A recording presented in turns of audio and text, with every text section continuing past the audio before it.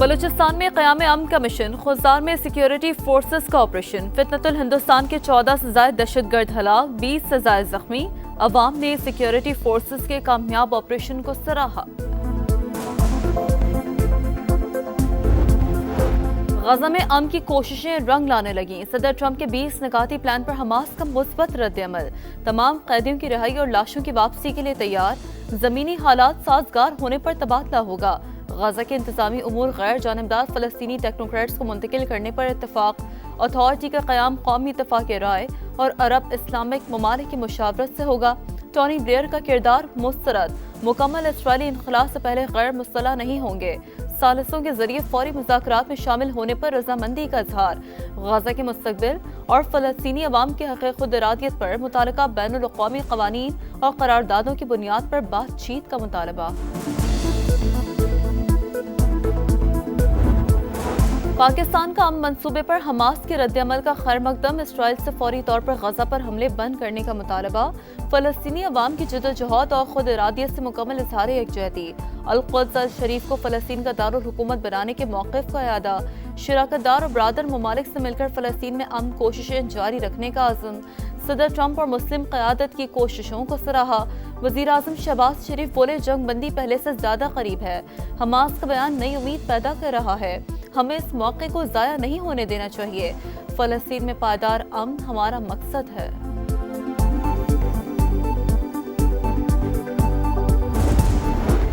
غزہ منصوبے پر ملائیشیا کے وزیر اعظم انور ابراہیم کا محتاط رد عمل، کہا امریکہ کی جانب سے پیش کیا گیا امن منصوبہ مکمل نہیں، پلان کے کئی پہلوؤں سے متفق نہیں، ہم نے خون ریزی اور جبری بے دخلی روکنے کے لیے حمایت کی، تمام یرغمالیوں کی رہائی اور غزہ میں جنگ بندی اب قریب ہے۔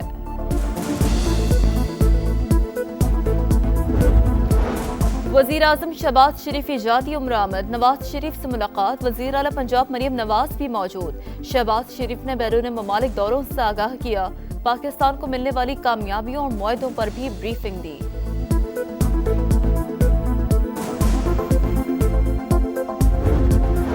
مار دھاڑ کے بعد حالات سازگار، مظفر آباد میں حکومت اور جوائنٹ ایکشن کمیٹی کے معاملات طے، فریقین نے معاہدے پر دستخط کر دیے، لیگل کمیٹی تشکیل، مظاہرین گھروں کو واپس، تمام سڑکیں کھل گئیں، مسائل کے حل کے لیے ہر 15 دن میں کمیٹی کا اجلاس ہوگا، جوائنٹ ایکشن کمیٹی کا خیر مقدم، امن کے قیام کے لیے وزیر اعظم اور فیلڈ مارشل سے اظہار تشکر۔ آزاد کشمیر حکومت 15 دن میں ہیلتھ کارڈ کے لیے فنڈز جاری کرے گی، حکومت پاکستان بجلی کے ترسیلی نظام کی بہتری کے لیے 10 ارب روپے فراہم کرے گی، آزاد کشمیر اسمبلی ارکان کی تعداد کے تعین کے لیے کمیٹی بنے گی، کابینہ 20 وزراء اور مشیروں سے زیادہ نہیں ہوگی، حکومت اور جوائنٹ ایکشن کمیٹی کے درمیان معاہدے کے نکات منظر عام پر، گرفتار مظاہرین کی رہائی اور پرتشدد واقعات کی تحقیقات کے لیے جوڈیشل کمیشن کا قیام بھی معاہدے کا حصہ۔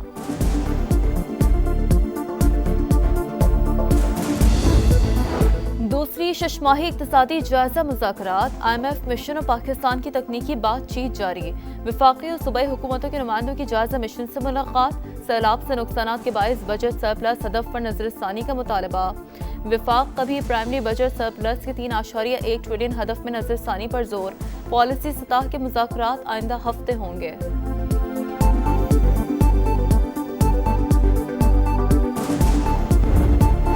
وفاقی حکومت کا پینشن اخراجات کے بوجھ میں کمی لانے کا مشن، وزارت خزانہ نے نئی کنٹریبیوٹری پینشن فنڈ اسکیم نافذ کر دی، نوٹیفیکیشن جاری، نئے نظام کے تحت مجموعی طور پر 22% پینشن فنڈ میں جمع ہوگا، وفاقی ملازمین پینشن کے لیے اپنی تنخواہ کا 10% جمع کرائیں گے، موجودہ سرکاری ملازمین پر نیا نظام لاگو نہیں ہوگا۔ اور بحیرہ عرب میں موجود طوفان شکتی مزید شدت اختیار کر کے شدید سائیکلون میں تبدیل، طوفان کراچی سے تقریباً 390 کلومیٹر جنوب مغرب میں موجود، آئندہ 24 گھنٹوں میں سمت تبدیل کر کے مشرق اور شمال مشرق کی طرف جائے گا، محکمہ موسمیات کے ماہی گیروں کو گہرے سمندر میں نہ جانے کی ہدایت۔ حماس دیر پا امن کے لیے تیار ہے، اسرائیل کو فوری بمباری روکنی چاہیے، معاہدے کی تفصیلات پر بات چیت جاری، ایسے میں بمباری جاری رکھنا بہت خطرناک ہوگا، امریکی صدر ڈونلڈ ٹرمپ کا سوشل میڈیا پر رد عمل، ویڈیو پیغام میں کہا آج بہت بڑا دن ہے، قطر، ترکی، سعودی عرب، مصر، اردن اور دیگر کئی ممالک نے بے مثال کردار ادا کیا۔ سب چاہتے تھے یہ جنگ ختم ہو اور مشرق وسطی میں امن آئے۔ ہم اس کو انجام تک پہنچائیں گے۔ حماس کا جواب آتے ہی غزہ میں جشن کا سما۔ آدھی رات کے بعد بمباری رک گئی۔ وقفے سے چھوٹے ہتھیاروں کی فائرنگ کی آوازیں۔ غزہ پر قبضے کا آپریشن فوری روکا جائے۔ اسرائیلی حکومت کا حکم نامہ۔ ٹرمپ انتظامیہ کے ساتھ مل کر غزہ میں جنگ ختم کرنے کے لیے تیار ہیں۔ نیتن یاہو کے دفتر سے بھی بیان جاری۔ صہیونی آرمی چیف نے امن فارمولے کے پہلے مرحلے پر عمل درآمد کا حکم دے دیا۔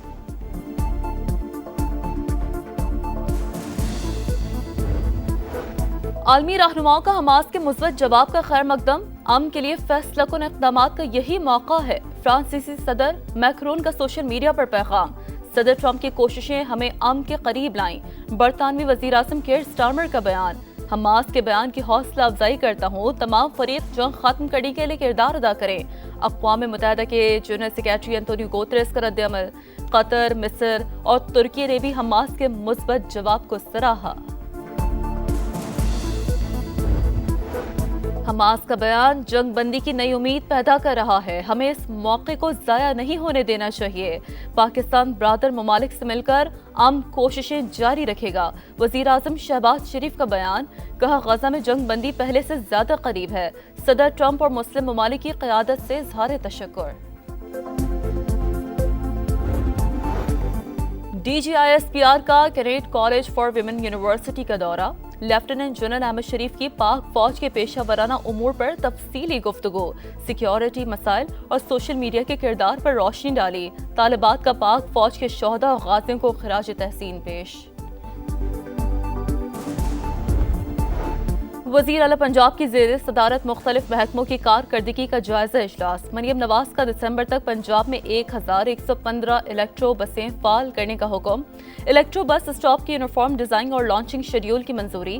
65 لاکھ بچیوں کی سروائیکل کینسر ویکسینیشن مکمل ہونے پر اظہار اطمینان۔ دور دراز علاقوں سے پانی لانے کی مشقت سے نجات کے لیے گھر گھر بوتل بند پانی دینے کا فیصلہ۔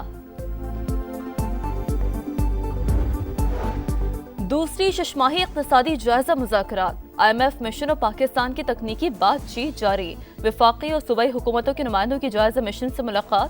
سیلاب سے نقصانات کے باعث بجٹ سرپلس ہدف پر نظر ثانی کا مطالبہ۔ وفاق کا بھی پرائمری بجٹ سرپلس کے 3.1 ٹریلین ہدف میں نظر ثانی پر زور۔ پالیسی سطح کے مذاکرات آئندہ ہفتے ہوں گے۔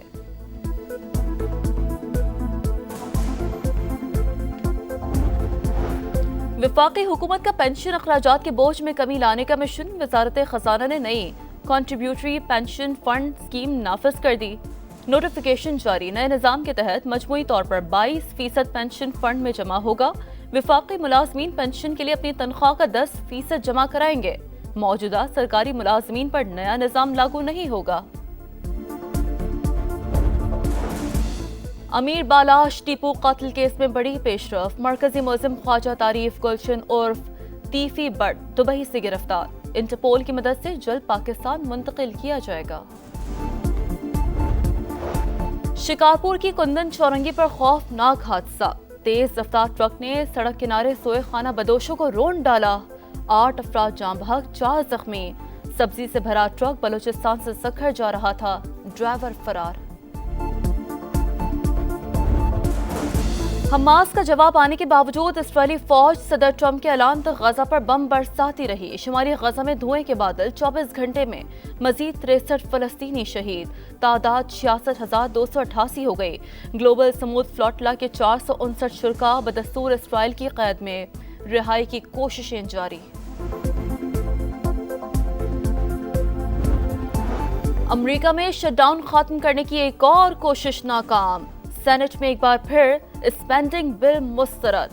بل کے حق میں 54 ووٹ پڑے۔ 44 ارکان نے مخالفت۔ بل پاس کرنے کے لیے مطلوبہ 60 ووٹ نہ مل سکے۔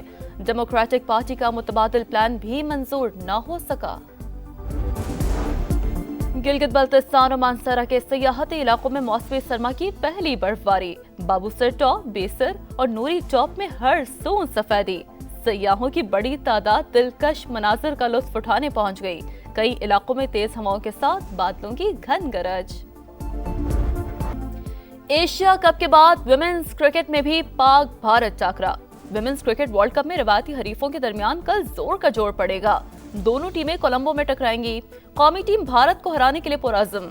हैंडशेक होगा या नहीं, गारंटी नहीं दी जा सकती। सेक्रेटरी भारतीय बोर्ड का बयान।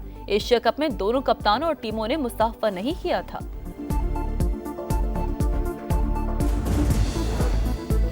वुमेन्स क्रिकेट वर्ल्ड कप में इंग्लैंड ने जनूबी अफ्रीका को 10 विकेटों से आउट क्लास कर दिया। 70 रन का हदफ बगैर किसी नुकसान के 15वें ओवर में हासिल कर लिया। इवेंट में आज श्रीलंका और ऑस्ट्रेलिया की विमेन्स टीमें मद्दे मुकाबिल होंगी। जनूबी अफ्रीका के खिलाफ टेस्ट सीरीज के लिए शाहीनों की तैयारियां जारी। मैच ऑफिशियल्स का ऐलान। श्रीलंका के रजन मेंदुगाले मैच रेफरी होंगे। ऑस्ट्रेलिया के रोटनी टेकर और न्यूजीलैंड के क्रिस्टोफर ब्राउन, एहसन रजा, राशिद रियाज भी ऑन फील्ड अंपायरिंग के फराइज अंजाम देंगे। पहला टेस्ट 12 अक्टूबर से लाहौर में शुरू होगा।